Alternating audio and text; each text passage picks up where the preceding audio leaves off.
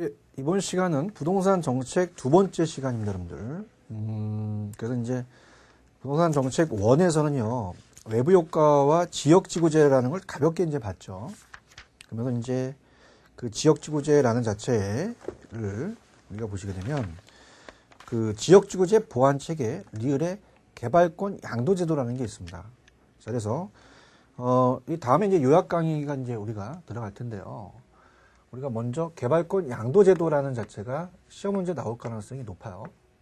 그래서 개발권 양도제도를 꼭 염두에 체크를 하셔야 됩니다. TDR이라고 하는데요. 자, 우리나라 아직 시행되고 있지 않습니다.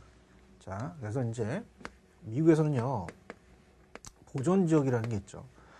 자, 갑자기 땅이 그린 벨트로 묶여져 있어요. 그러면, 자, 이건 소유권 제한이 아니라 이용권 제한입니다. 소유권은 살아있죠. 그래서 우리가 이용권을 제한하는데요. 자, 우리가 이 공중공간과 시험제가 엮어서 나온 적이 있었어요. 자, 그러면 뜻하지 않는 우발 손실이 발생합니다. 공적 제한을 하죠. 그러면 정부가 어떻습니까? 제한을 하게 되면 보상을 해야 되는데 손실 보상은 우리나라 안 해줘요. 그래서 문제가 되죠. 근데 미국은 이제 시장 기획에 맡깁니다. 그래서 우리가 앞쪽에서 이제 그 공간이라는 걸 배우셨어요. 그래서 수평 공간이 있고요. 그 다음에 공중 공간, 지하 공간을 배우셨습니다. 지구 중심. 3차원 공간이라고 배우셨죠. 그래서 이제 수평 공간을 이용할 수 있는 권리가 지표권이고요. 공중 공간을 이용하는 권리가 공중권. 지하 공간을 이용할 수 있는 권리가 지하권이 됩니다. 그러니까 TDR이라는 건 공중권에 활용이 되는데요. 특히 이제 사적 공중권에 활용이 되겠죠. 공적이 아니라 사적 공중권.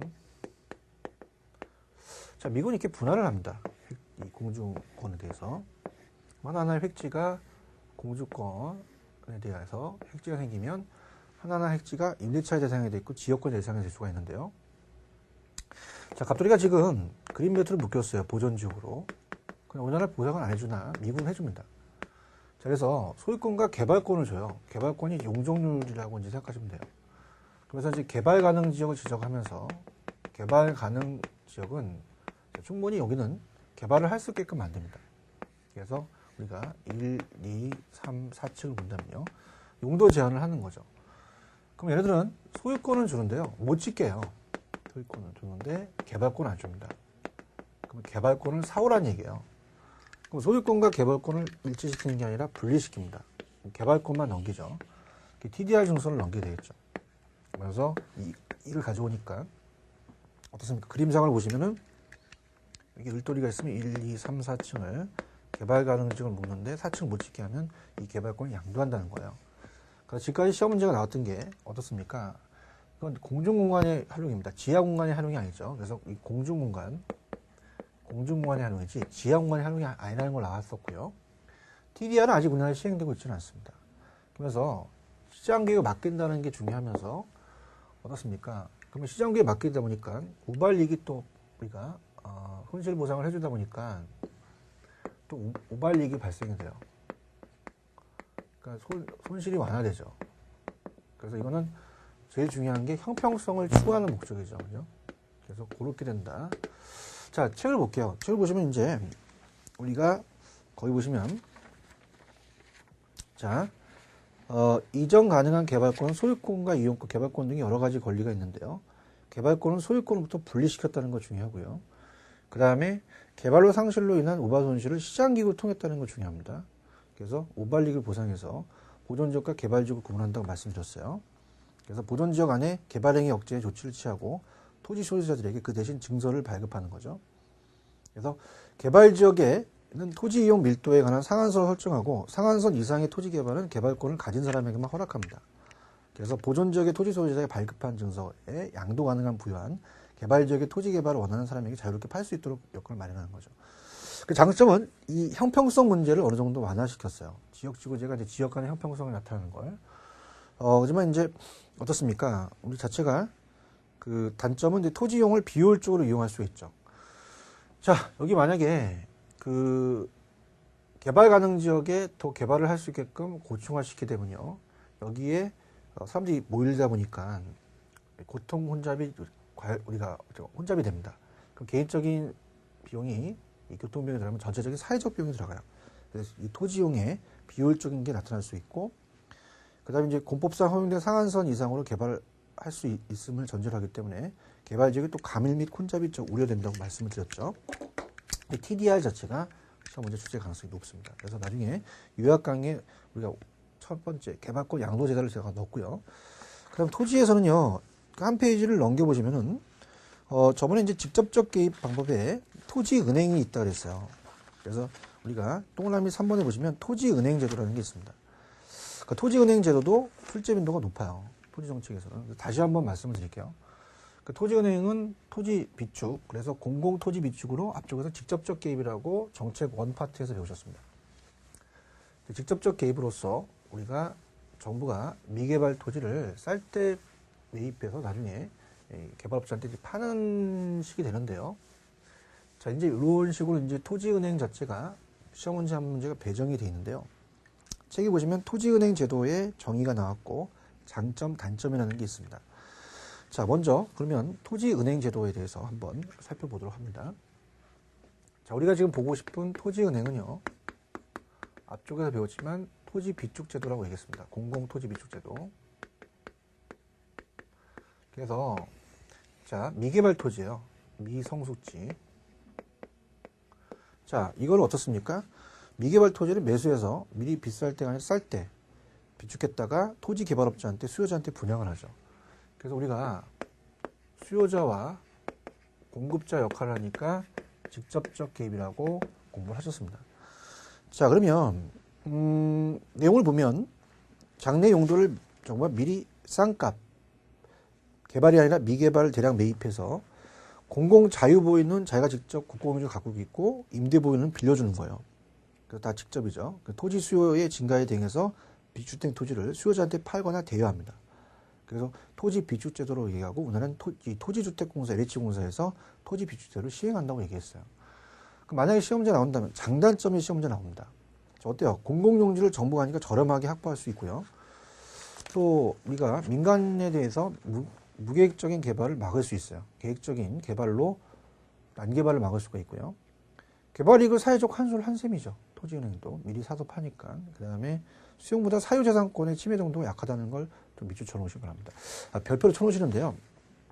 자, 우리가 이 수용이라는 건 토지 수용이에요. 공용개발이라는 건 팔겠다는 의사표시 없이도 수용합니다. 근데 이건 미개발 토지이기 때문에 미개발 토지를 사기 때문에 토지은행은 소유자의 토지 양도 의사가 전제가 됐어요. 그러면 토지 수용보다는 사유재산권을 침해하는 정도가 약하다는 게 시험에 나온 적이 있었습니다.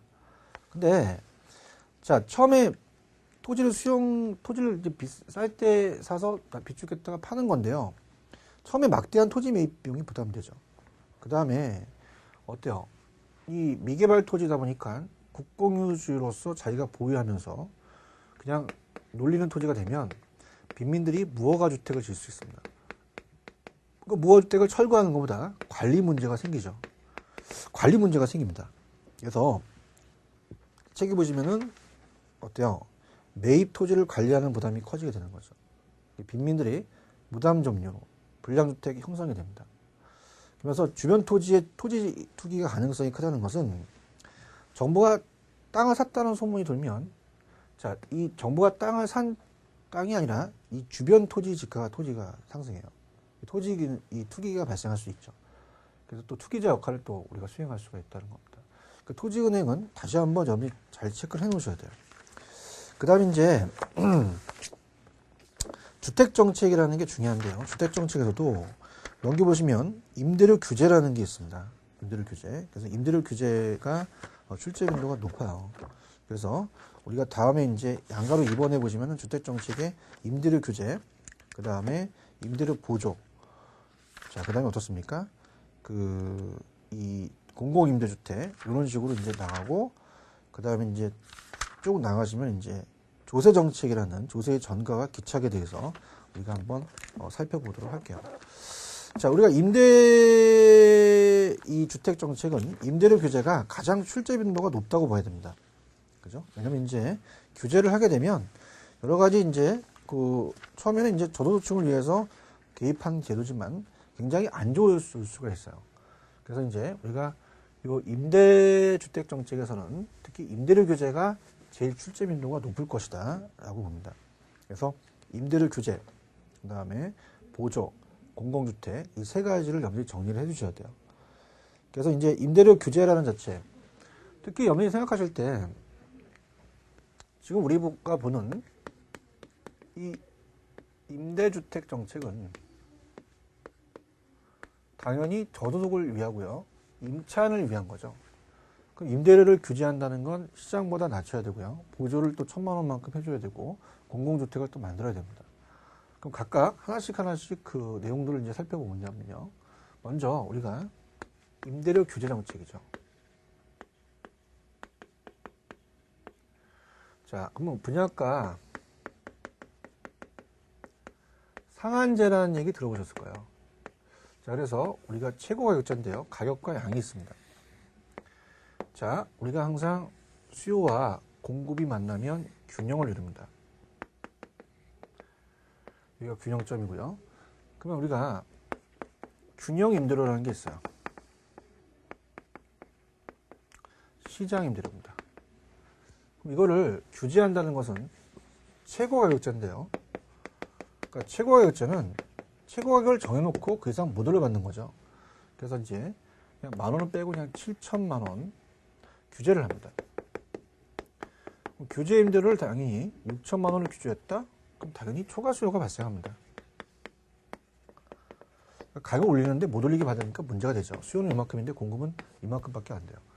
그래서 암시장이 형성되고 양은 줄이고 투기 수요가 늘어나죠. 자, 이러면서 이제 우리가 이제 그 투기 수요보다는 이제 그 수요가 초과 수요가 늘어난다고 하죠. 분양가 규제가 아니니까. 그래서 이제 보는데 그럼 규제가 시장가보다 낮았을 때는 문제가 발생이 돼요. 초과 수요가 발생하고 암시장이 형성되고 공급이 또 줄고 질도 떨어지고. 그런데 만약에 규제를요, 규제 임대료를 높였어요. 만약에 8,000만 원을 높였다 그러면 그 이상 받은 사람이 없겠죠. 다시 균형을 볼 때 아무런 변화가 없습니다. 그렇게 해서 책을 체크하면서 갈게요. 자, 의에 보시면은 물론 이거는 나중에 요약 강의 보지만 직접 개입입니다. 두 번째 균형 임대료를 위해서 최고가격제죠. 임대료 상한제고요. 단기와 장기가 있습니다. 그래서 단기와 장기 중에서는 장기에 더 안 좋아져요. 자, 그래서 우리가 책에는 요약이 잘 안 돼 있는데요. 나중에 요약으로 다시 가겠는데, 자, 공급과 수요가 있는데 가파라요. 가파른 것은 좀 비탄력적이죠. 단기입니다. 근데 완만한 거는 자, 탄력적이에요. 장기가 되겠죠. 그럼 장기 가서는 더 많이 줄인다는 거예요. 단기는 못 줄이기 때문에 오히려 단기에 효과가 있습니다. 단기에도 효과가 있다고 나와 있어요. 장기에는 오히려 더 이 초과수요가 벌어지니까 임차인 더 혜택이 또 안 돌아가죠. 그래서 그렇게 해서 또 단기가 낫다라는 거. 그래서 단기적 효과에 기존 임차에 저렴한 임대를 지급하는 순기능이 나타난다고 했어요. 근데 장기는 더 안 좋아진다는 거를 염두에 보십니다. 장기에는 초과수요가 더 벌어진다는 얘기예요. 그 다음에 이제 그 내용들이 쭉 나와 있지만은 그냥 오른쪽에 박스를 볼게요. 자, 임대인은 어때요? 그만큼 임대주택에 투자를 기피하면 용도 전환이 발생할 겁니다. 다른 용도로 전환시키고, 자, 이 양만 주는 게 아니라 질도 떨어지겠죠. 그럼 임차인들은 임대주택 직구하기가 더 어려워지고요. 기존 임차인들은 어때요? 눌러 살려고 하니까 주거이동이 감소합니다. 임대주택이 또 가소비 현상이 나타나고, 그 다음에 정부 입장에는 세금이 확 줄다 보니까 수입도 주니까 세금도 줄어요. 그러다 보니까 암시장이 형성이 돼서 이중 가격이 형성됩니다. 그래서 6천이고 8천에 2천만큼 프리미엄이 생기죠. 그래서 뒷거래가 일어난다는 얘기입니다. 자, 그래서 안 좋다. 그래서 나온 게 임대료 보조입니다. 당연히 임대료 보조는 간접적 개입이 되겠죠.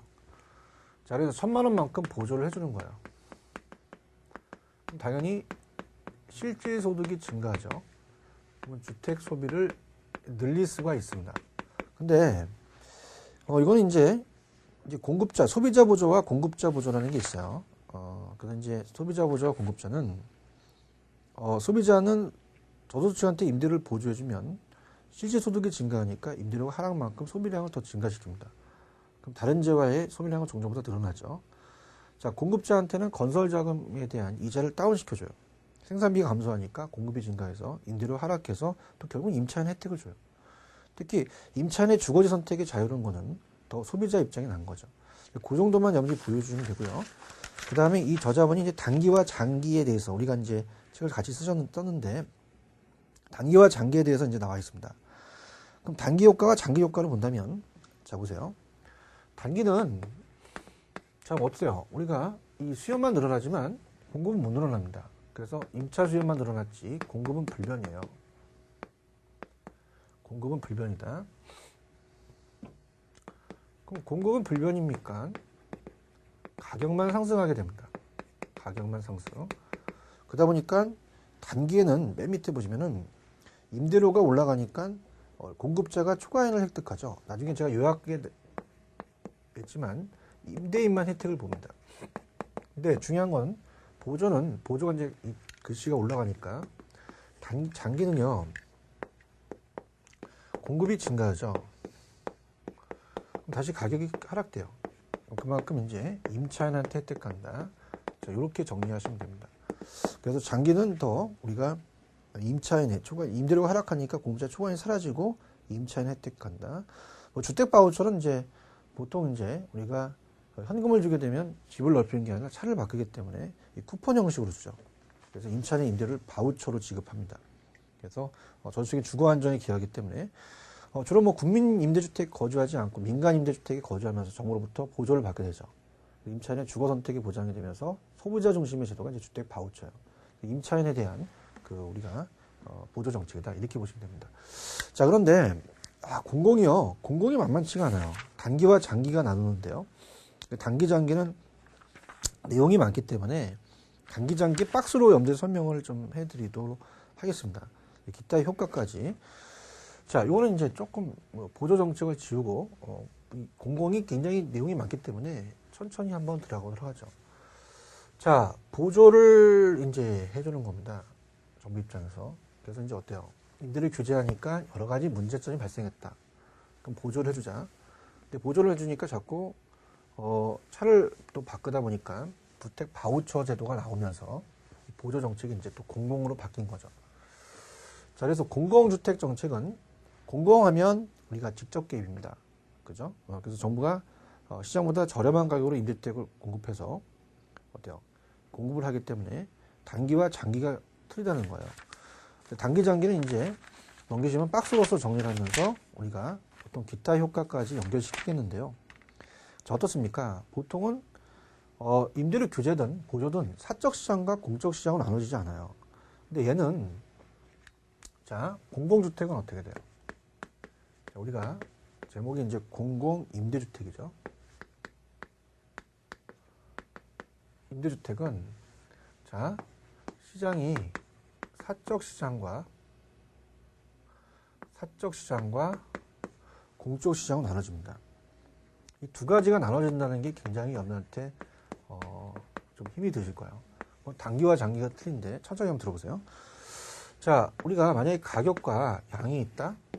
그러면 공급과 수요가 있는 상태에서 균형을 이뤘어요. 그래서 여기가 균형 임대료, 시장 임대료가 아까 7,000이다. 그럼 가격을 다운시키니까 여기 문제가 생겨요. 그러지 말고 LH공사, 주택공사가 옛날에 자, 싸게 공급을 하자. 7,000보다 싸게 이제 공급을 하다 보니까 자, 양이 이제 늘어나는 거죠. 대체재가 많아지는 겁니다. 탄력성과도 관련이 되는데요. 자, 우리가 그 임차인이 안쪽에 있는 수요자들이 임차인이 대체재가 많으니까 선택의 폭이 넓어져요. 그럼 탄력적으로 바뀌어서 유리해집니다. 근데 이것이 단기와 장기가 굉장히 염리 달라요. 그럼 단기는 당연히 여기 있는 수요자들이 공적으로 다 옮깁니다. 그럼 수요가 감소하다 보니까 당연히 가격이 6,000원으로 인하돼요. 그래서 다시 또 양은 또 줄지만 그만큼 옮긴 거죠. 단기는 사적이든 공적이든 모두 혜택이에요. 이게 단기는 사적 시장에 자, 수요가 감소합니다. 그러면서 가격이 떨어지다 보니까 자, 남아있는 사람도 6천이고 옮긴 사람도 6천이니까 임차인의 혜택을 봐요. 자, 임차인의 혜택은 모두 혜택입니다. 그런데 장기가 문제죠. 장기는 사적 시장에서 가격을 다운시니까 공급을 안 해요. 20개에서 15개를 확 줄여버리죠. 공장의 공급을 줄입니다. 다시 원래대로 회귀되니까 7천이 되고 우리가 6천이 되니까 이중 가격이 형성된다는 얘기입니다. 장기는 어떻습니까? 사적 시장에 공급이 줄어들어요. 가격이 다시 상승을 하니까 이중 가격이 형성된다 그랬습니다. 그럼 아까는 모두 혜택인데요. 이거는 공적 시장의 임차인만 혜택을 보겠죠. 자, 이게 되게 틀린 거예요. 특히 또 자, 어려운 게 사적 시장에서 공급은 줄었지만 자, 여기서 준 것만큼 여기서 만들어냅니다. 그러면 자, 어때요? 사적 시장의 공급은 줄어들었지만 사회 전체 양은 불변이라는 겁니다. 자, 그럼 이거는 박스로 정리해 볼게요. 우리가 넘기시면은 단기, 장기가 있어요. 그래서 단기는 어때요? 우리가 품질이 유사한 공공시장을 주거 이전을 하면 공공주택의 수요가 증가하면 사적시장의 수요가 감소하면서 사적시장의 수요가 감소하면서 가격이 하락한다 그랬어요. 그럼 사적이든 공적이든 모두 혜택입니다. 근데 장기는 공급자는 원래 적정을 확보할 수 있는 수준의 이 공급을 이제 감소한다는 거죠. 다시 가격이 원래대로 회귀돼요.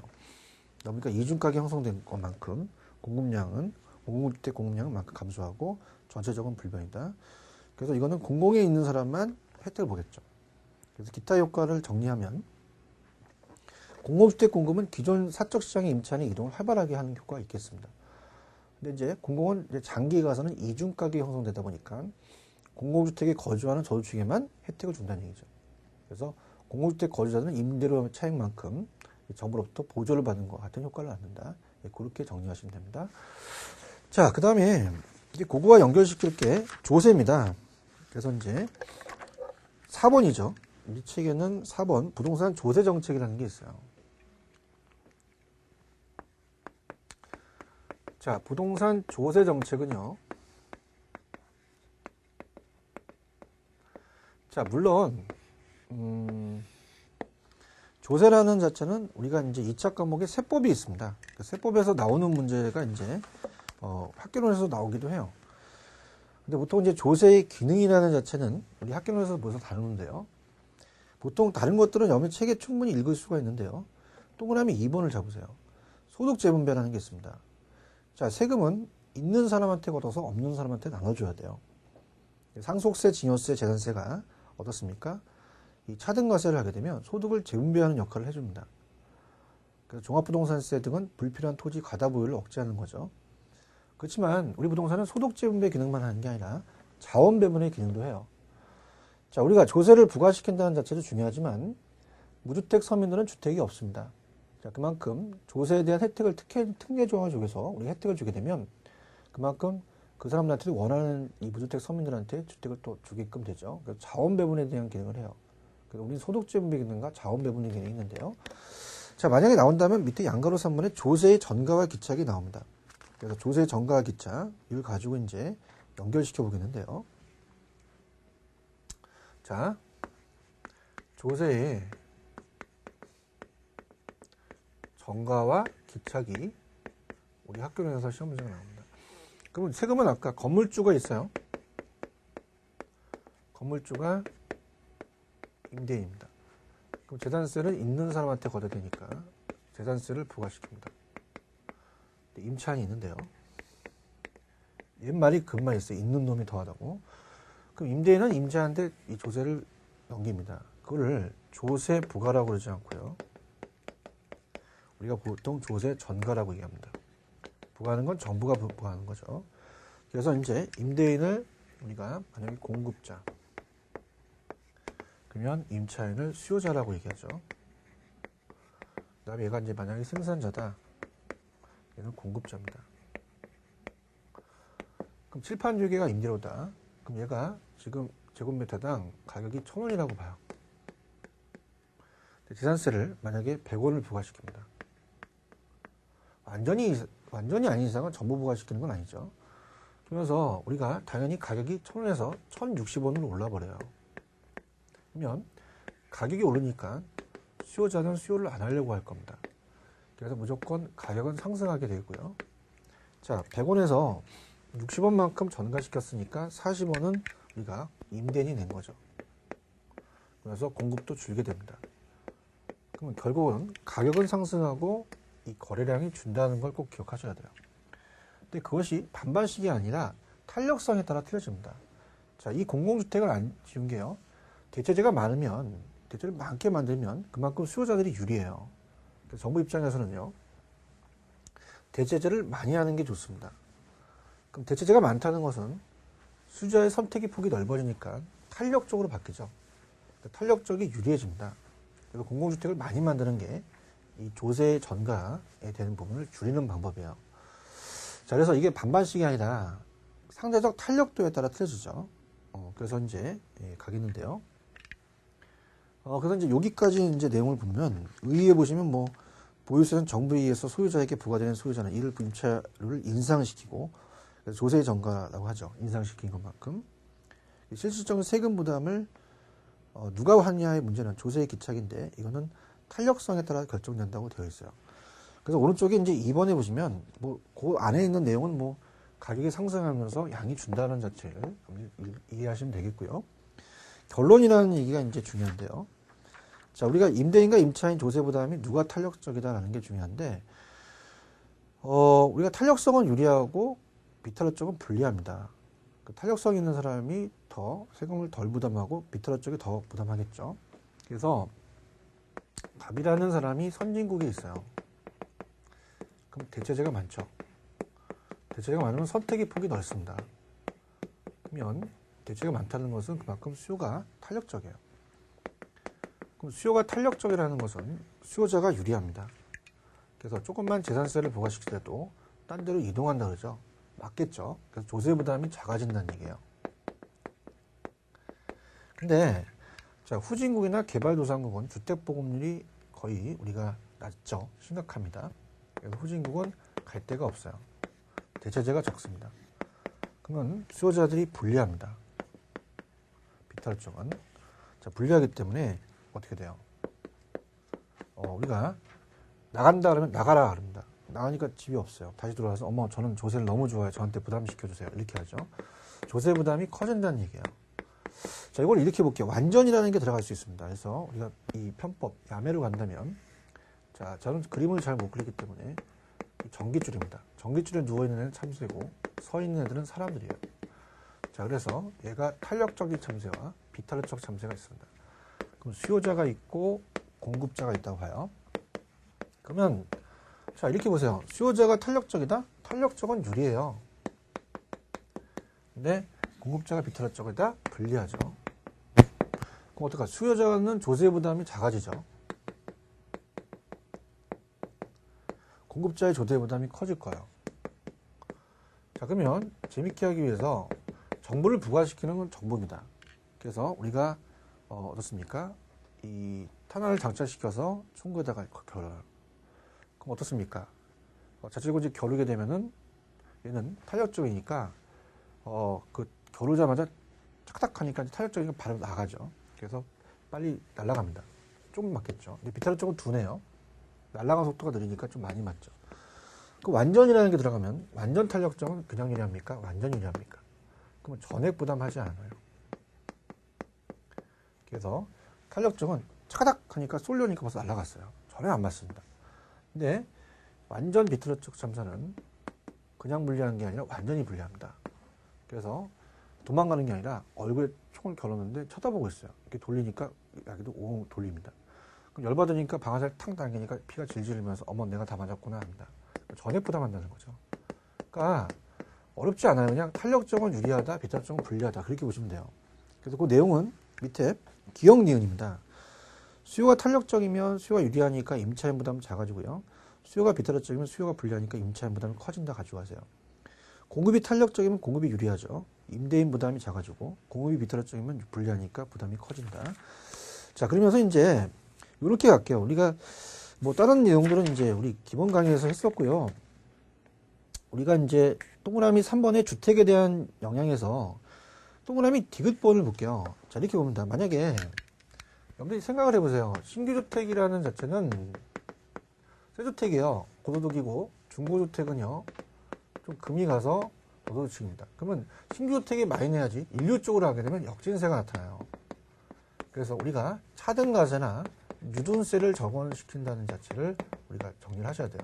그것만 체크하세요. 그래서 우리가 정부가 이 주택에 대한 그 세금을 조세율을 인상할 때 일률적으로 같은 비율을 하게 되면 저소득 세금이 더 많이 내고 결과가 나타납니다. 역진세가 나타나죠. 그렇다 보면은 역진세를 막기 위해서는 우리가 어때요? 누진세나 차등가세를 해야 된다. 네, 그렇게 정리하시기 바랍니다. 그 정책 파트는 이렇게 원투로 해서 나누셔서 다음에 제가 요약 강의 때는 이 어떻습니까? 화면에 또 요약을 더 해드려서 정리를 해드리도록 하겠습니다. 여기까지입니다. 수고하셨습니다.